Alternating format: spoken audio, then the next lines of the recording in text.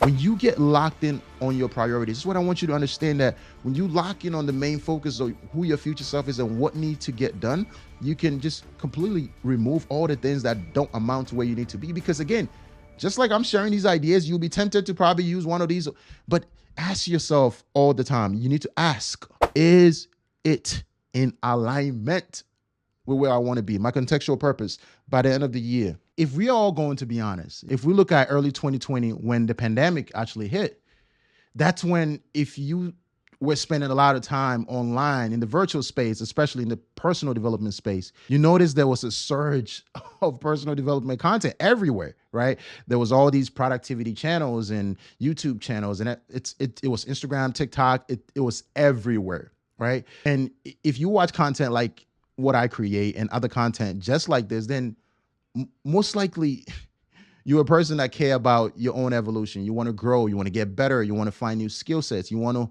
elevate to new levels. And the truth is, you most likely are susceptible to these concepts and these ideas and these systems. You want to implement all of these, right? Like, I know this. Like, I know this for a fact because I did the same exact thing. And then you have nothing to show for it, right? You like, I've tried everything. I've tried the morning, wake up at 4 and 5, and I'm doing this and I'm doing that. Like, what I came to realize is this: I was spending so much time on the unimportant things, right? A few months ago, when I found out the idea of being able to connect with my future self, when I really got focused on what I truly want, which ultimately I want to be able to be in front of this camera and do the videos all the time. And what was happening was I was spending so much of my time on so many of these habits and productivity hacks and all these strategies and systems, but it wasn't taking me where I wanted to be. And then when I found the idea of connecting to my future self, and I really aligned and felt what it's like to be the person that I just talked about that I want to be, all of a sudden I found myself doing so much less.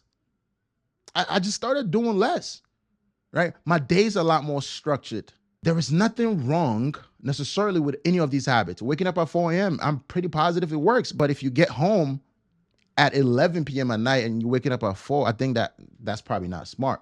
You want to ask yourself, are these habits and these systems, including the ones that I talk about, are they in alignment with your own contextual purpose? Subscribe to my channel.